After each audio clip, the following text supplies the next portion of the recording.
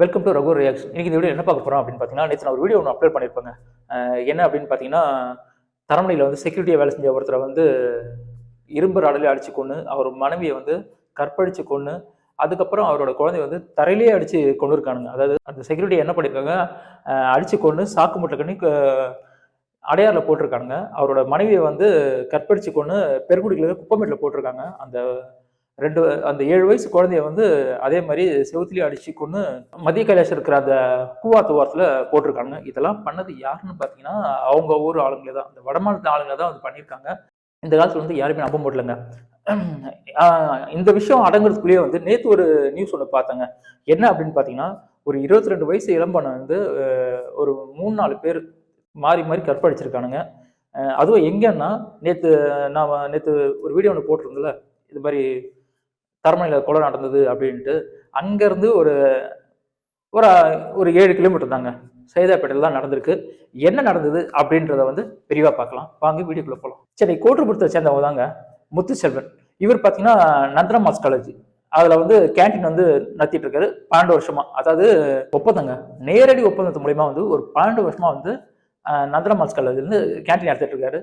அவங்களுக்கு ஆள் தேவைப்பட்டது பொழுது, அதனால ஃப்ரெண்டு ஒருத்தர் மூலியமா என்ன பண்ணியிருக்காங்கன்னா, அரியலூர்ல இருக்கிற ஒரு 22 வயசு இளமனை வந்து ஒரு நம்பர் மூலமா அறிமுகமாகி இவரோட கேன்டீன்ல வேலைக்கு சேர்த்திருக்காங்க. அந்த அம்மாவும் அங்கேயே வேலை செஞ்சு அங்கேயே இருந்திருக்காரு போல இருக்கு. இந்த நிலையில தான் பாத்தீங்கன்னா, அதே கேன்டீன்ல வேலை செய்யற 57 வயசு குணசேகரன் அப்படின்ற வந்து அந்த கல்லூரி வளாகத்திலே வந்து அந்த இளம்பெண்ணை வந்து பாலியல் வன்கொடுமை செஞ்சிருக்கான். அந்த பெண்ணு அலறி துடிக்கவே அங்க இருந்தவங்க வந்து சத்தம் கேட்டு ஓடி வந்து அந்த பெண்ணை மீட்டு அவனை வந்து சைதாப்பேட்டை மகளிர் காலை நிலையத்துல வந்து ஒப்படைச்சிருக்காங்க.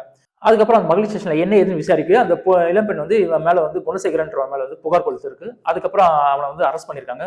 அந்த பொண்ணு அதுக்கப்புறம் வந்து பெண்கள் மற்றும் குழந்தை நல அலுவலர்களை வந்து கவுன்சிலிங்ல வந்து ஆஜர்படுத்திருக்காங்க. அந்த கவுன்சிலிங்ல தாங்க அந்த பொண்ணு நிறைய விஷயத்த சொல்லியிருக்காங்க.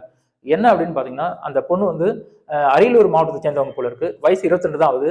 என்ன கொடுமைனா, அந்த பொண்ணு கல்யாணம் ஆன ஒரு 2 மாசத்துலயே அந்த பொண்ணு வந்து கணவனை பிரிஞ்சிருக்காங்க.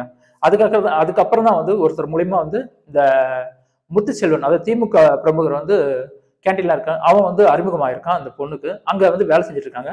இதுல விஷயம் என்ன அப்படின்னு பாத்தீங்கன்னா, அந்த பொண்ணு வேலை செஞ்ச இடத்துலயே வந்து அந்த முத்துச்செல்வன், அதாவது கேன்டீனோட திமுக பிரமுகர்னா, அவனே வந்து அந்த பொண்ணை வந்து பல இடத்துக்கு அந்த ஆள் இடத்துக்கு கூட்டு போய் பல தடவை வந்து பாலியல் வன்கொடுமை வந்து செஞ்சிருக்கான். அது மட்டும் இல்லாம அந்த முத்துச்செல்வனோட ஃப்ரெண்ட் வந்து கார்த்திகேயன் ஒருத்தன், அவனும் வந்து அந்த பெண்ணை வந்து பாலியல் வன்கொடுமை செஞ்சிருக்கான்.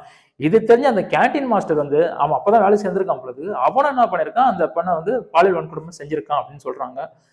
அது மட்டும் இல்லாம அந்த பொண்ணு ஏற்கனவே இருந்த இடத்துல வந்து ஒரு சில பேர் வந்து அந்த பெண்ணை வந்து பாலியல் வன்கொடுமை செஞ்சிருக்காங்க அப்படின்றாங்க. தொடர்ந்து போலீஸ் வந்து விசாரிச்சுட்டு இருக்காங்க. இதுல என்ன யார் யார் மாட்டுவாங்க அப்படின்றது வந்து போக போக தாங்க தெரியும்.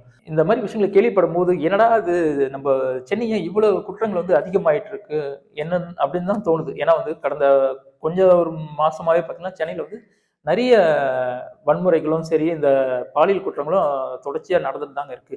இது காரணம் என்ன அப்படின்றது வந்து நான் சொல்றதை விட எல்லாருக்கும் தெரியும் அப்படின்னு நினைக்கிறேன். ஏன்னா வந்து எப்போ தண்டனைகள் அதிகமாகுதோ அப்பதான் வந்து கட்டுமைகள் கடுமையாகுதோ அப்பதான் வந்து குற்றங்கள் குறையும். ஏன்னா விவேக் ஒரு படத்தை சொல்லியிருப்பாரு, எப்போ வந்து பனிஷ்மெண்ட் ஹெவி ஆகுதோ குற்றங்கள் அப்பதான் குறையும் அப்படின்னு. அந்த மாதிரி வந்து இந்த மாதிரி பாலியல் குற்றத்துல உள்ள போறவங்க அவங்களுக்கு வந்து ஹெவியான ஒரு பனிஷ்மெண்ட் கொடுக்கணுங்க.